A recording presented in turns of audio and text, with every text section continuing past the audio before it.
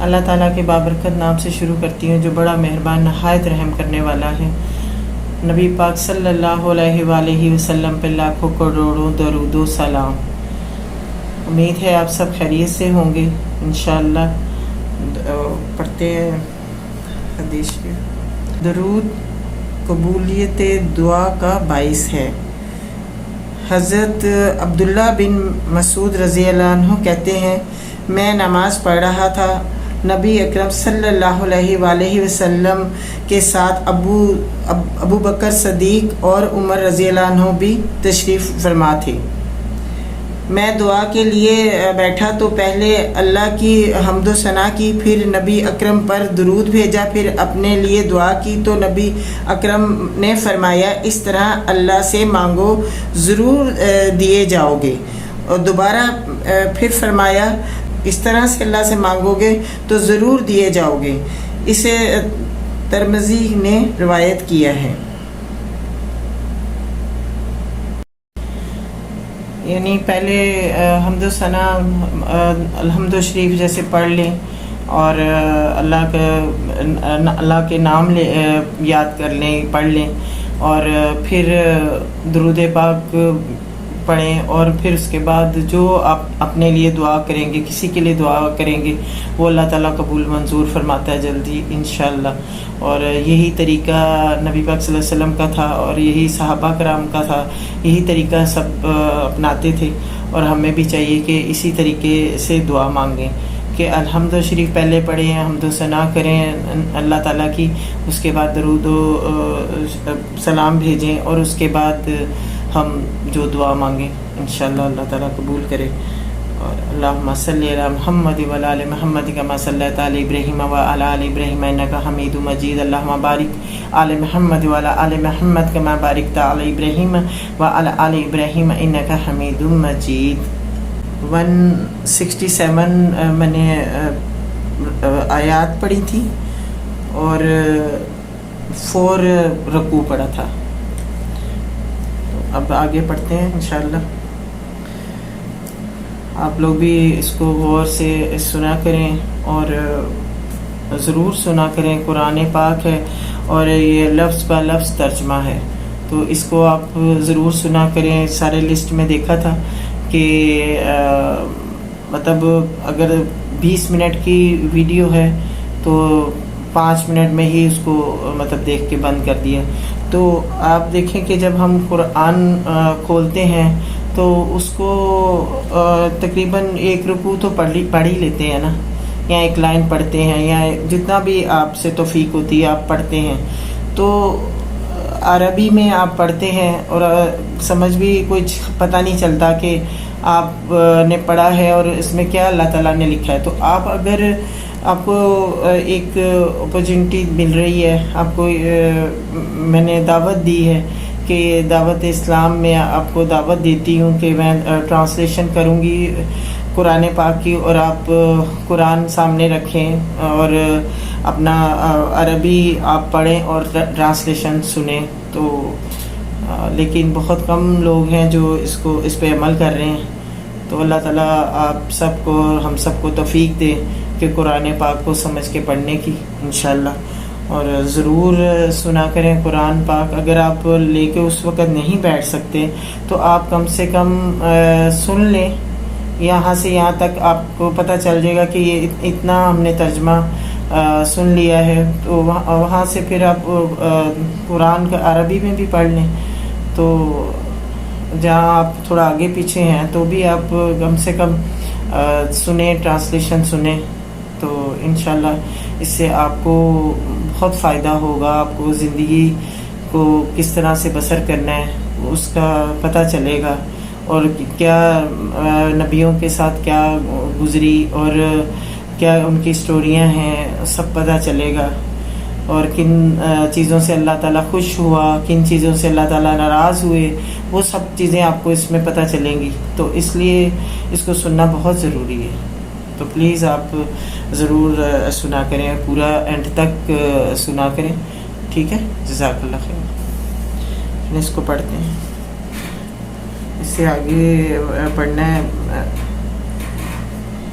الحمدللہ یہ 167 پڑھ لی تھا اور 168 سے سٹارٹ ہوگی. باللہ من الشیطان الرجیم. بسم اللہ الرحمن الرحیم. لوگوں، زمین میں جو حلال اور پاک چیزیں ہیں انہیں کھاؤ اور شیطان کے بتائے ہوئے راستوں پر نہ چلو، وہ تمہارا کھلا دشمن ہے. تمہیں بدی اور فحش کا حکم دیتا ہے اور یہ سکھاتا ہے کہ تم اللہ کے نام پر وہ باتیں کہو جن کے متعلق تمہیں علم نہیں ہے. یہ وہ اللہ نے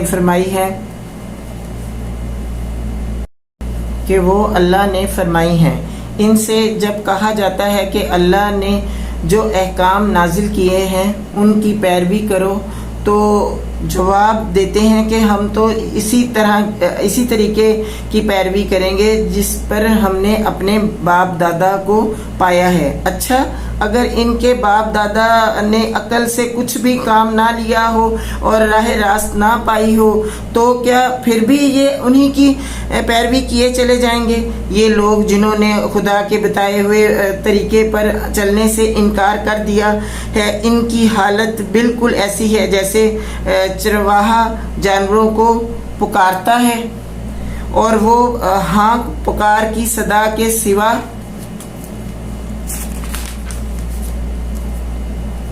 کچھ نہیں سنتے. یہ بہرے ہیں، گونگے ہیں، اندھے ہیں، اس لیے کوئی بات ان کی سمجھ میں نہیں آتی. اے لوگو جو ایمان لائے ہو، اگر تم حقیقت میں اللہ ہی کی بندگی کرنے والے ہو تو جو پاک چیزیں ہم نے تمہیں بخشی ہیں انہیں بے تکلف کھاؤ اور اللہ کا شکر ادا کرو. اللہ کی طرف سے اگر کوئی پابندی تم پر ہے تو وہ یہ ہے کہ مردار نہ کھاؤ، خون سے اور سور کے گوشت سے پرہیز کرو، اور کوئی ایسی چیز نہ کھاؤ جس پر اللہ کے سوا کسی اور کا نام لیا گیا ہو. ہاں، جو کچھ مجبوری کی حالت میں ہو اور وہ ان میں سے کوئی چیز کھا لے بغیر اس کے کہ وہ قانون شکنی کا ارادہ رکھتا ہو یا ضرورت کی حد سے تجاوز کرے تو اس پر کچھ گناہ نہیں. اللہ بخشنے والا، رحم کرنے والا ہے.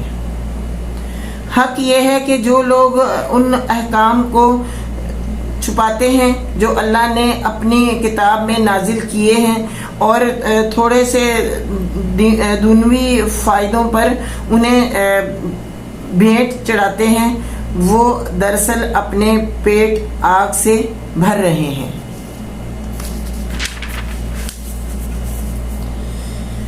قیامت کے روز اللہ ہرگز ان سے بات نہ کرے گا، نہ انہیں پاکیزہ ٹھہرائے گا اور ان کے لیے دردناک سزا ہے. یہ وہ لوگ ہیں جنہوں نے ہدایت کے بدلے دلالت خریدی اور مغفرت کے بدلے عذاب مول لے لیا. کیسا عجیب ہے ان کا حوصلہ کہ جہنم کا عذاب برداشت کرنے کے لیے تیار ہیں. یہ سب کچھ اس وجہ سے ہوا کہ اللہ نے تو ٹھیک حق کے مطابق کتاب نازل کی تھی، مگر جن لوگوں نے کتاب میں اختلافات نکالے وہ اپنے جھگڑوں میں حق سے بہت دور نکل گئے. نیکی یہ نہیں ہے کہ تم نے اپنے چہرے مشرق کی طرف کر لیے یا مغرب کی طرف، بلکہ نیکی یہ ہے کہ آدمی اللہ کو اور یوم آخر اور ملائکہ کو اور اللہ کی نازل کی ہوئی کتاب اور اس کے پیغمبروں کو دل سے مانے اور اللہ کی محبت میں اپنا دل پسند مال رشتہ داروں اور یتیموں پر، مسکینوں اور مسافروں پر، مدد کے لیے ہاتھ پھیلانے والوں پر اور غلاموں کی رہائی پر خرچ کرے، نماز قائم کرے اور زکوٰۃ دے. اور نیک وہ لوگ ہیں کہ جب عہد کریں تو اسے وفا کریں اور تنگی اور مصیبت کے وقت میں اور حق کو باطل کی جنگ میں صبر کریں. یہ ہیں راست باز لوگ اور یہی لوگ متقی ہیں۔ اے لوگوں جو ایمان لائے ہو، تمہارے لیے قتل کے مقدموں میں قصاص کا حکم لکھ دیا گیا ہے۔ آزاد آدمی نے قتل کیا ہو تو اس آزاد ہی سے بدلہ لیا جائے، غلام قاتل ہو تو وہ غلام ہی قتل کیا جائے، اور عورت اس جرم کی مرتکب ہو تو اس عورت ہی سے قصاص لیا جائے۔ ہاں اگر کسی قاتل کے ساتھ اس کا بھائی کچھ نرمی کرنے کے لیے تیار ہو تو معروف طریقے کے مطابق خوں بہا کا تصفیہ ہونا چاہیے، اور قاتل کو لازم ہے کہ راستی کے ساتھ خوں بہا ادا کرے۔ یہ تمہارے رب کی طرف سے تخفیف اور رحمت ہے۔ اس پر بھی جو زیادتی کرے اس کے لیے دردناک سزا ہے۔ عقل و خرد رکھنے والوں، تمہارے لیے قصاص میں زندگی ہے، امید ہے کہ تم اس قانون کی خلاف ورزی سے پرہیز کرو گے۔ تم پر فرض کیا گیا ہے کہ جب تم میں سے کسی کی موت کا وقت آئے اور وہ اپنے پیچھے مال چھوڑ رہا ہو تو والدین اور رشتہ داروں کے لیے معروف طریقے سے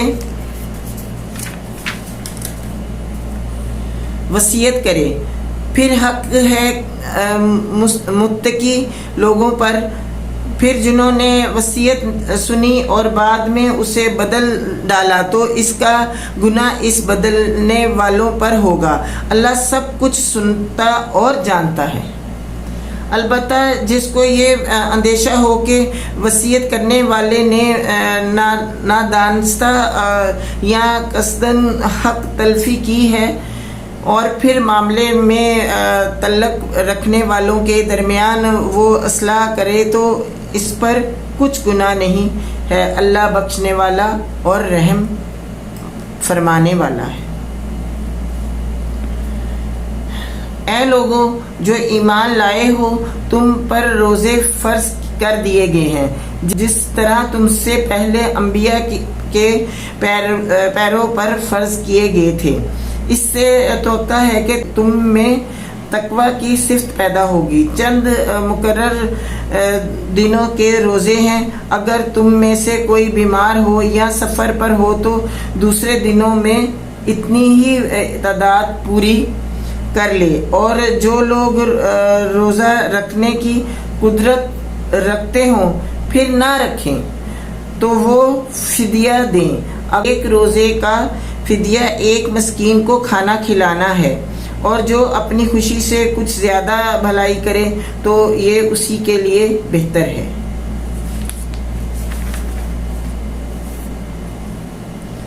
لیکن اگر تم سمجھو تو تمہارے حق میں اچھا یہی ہے کہ روزہ رکھو۔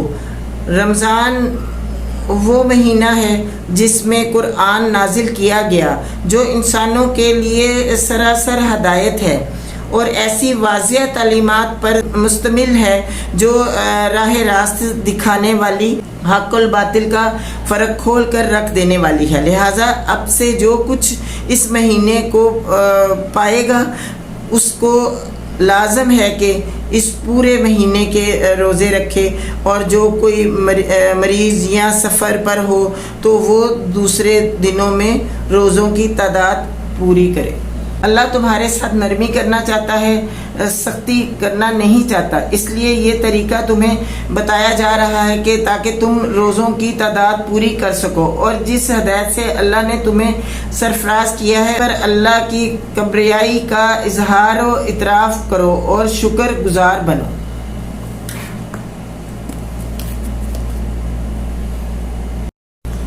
اور اے نبی صلی اللہ علیہ وآلہ وسلم، میرے بندے اگر تم سے میرے متعلق پوچھیں تو انہیں بتا دو کہ میں ان سے قریب ہی ہوں۔